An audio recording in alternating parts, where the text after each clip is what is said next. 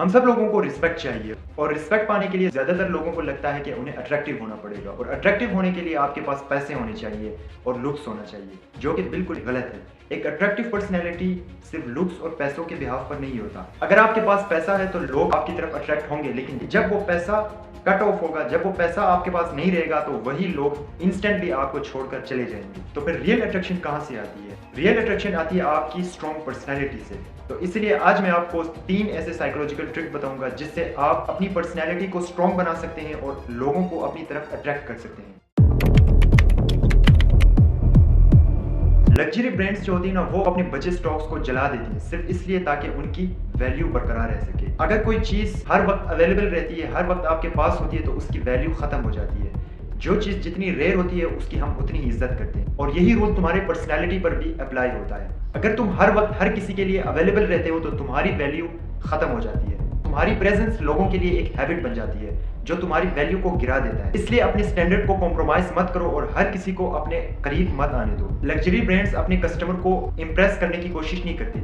वो अपने प्रोडक्ट को इतना एक्सक्लूसिव बना देते हैं और स्टॉक इतना लिमिटेड कर देते हैं कि उनकी वैल्यू खुद ब खुद बढ़ने लगती है। इसी तरह तुम्हें भी किसी को इम्प्रेस करने की कोशिश नहीं करनी। तुम जैसे हो वैसे ही रहो। तुम्हारी पर्सनैलिटी और तुम्हारा कॉन्फिडेंस ही लोगों को अट्रैक्ट करने के लिए काफी है। लोगों को इम्प्रेस करने की बजाय खुद को एक्सप्रेस करने की कोशिश करो। तुम्हें किसी की भी अप्रूवल पर अपनी जिंदगी नहीं गुजारनी। लोग उन्हीं को फॉलो करते हैं जिनकी अपनी एक आइडेंटिटी होती है। तुम्हारी अपनी आइडेंटिटी होनी चाहिए। तुम हर चीज में लोगों का वैलिडेशन मांगने की कोशिश मत करो। क्लास में अपने सर्कल को वाइज बनाओ। तुम्हारी अपनी एक बाउंड्री होनी चाहिए और उस बाउंड्री में हर किसी को एंट्री मत दो। जो तुम्हारे लायक है सिर्फ उसी को उस सर्कल के अंदर आने दो। लोग तभी तुम्हारी इज्जत करेंगे जब तुम खुद अपने आप को इज्जत देना शुरू करोगे।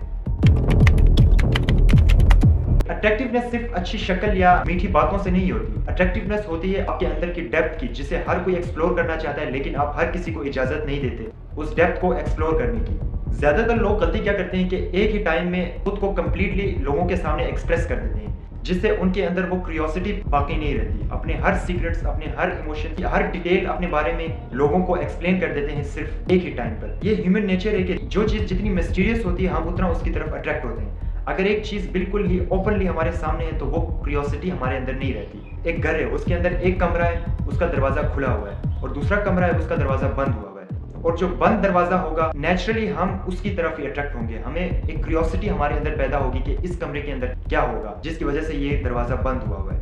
तो हर किसी के सामने खुद को एक्सप्रेस मत करो कंप्लीटली। लोगों के अंदर एक क्यूरियोसिटी बना के रखो ताकि वो हर वक्त तुम्हें जानने के लिए बेताब रहे। ये मल्टी डायमेंशनल पर्सनैलिटी तुम्हें और भी अट्रैक्टिव बनाती है लोगों के सामने। आपकी पर्सनैलिटी के हर लेयर को लोग एक्सप्लोर करना चाहते हैं, लेकिन आप हर किसी को इजाजत नहीं देते उन लेयर्स को एक्सप्लोर करने की।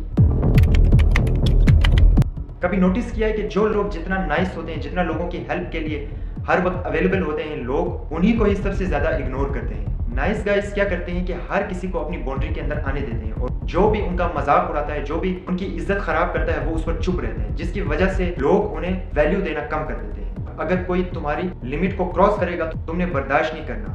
इसीलिए हर किसी के लिए नाइस बनने की जरूरत नहीं है। उन्हीं को इज्जत दो, उन्हीं के लिए नाइस बनो जो उस काबिल है, और जो नहीं है उन्हें कभी भी इज्जत देने की कोशिश मत करो।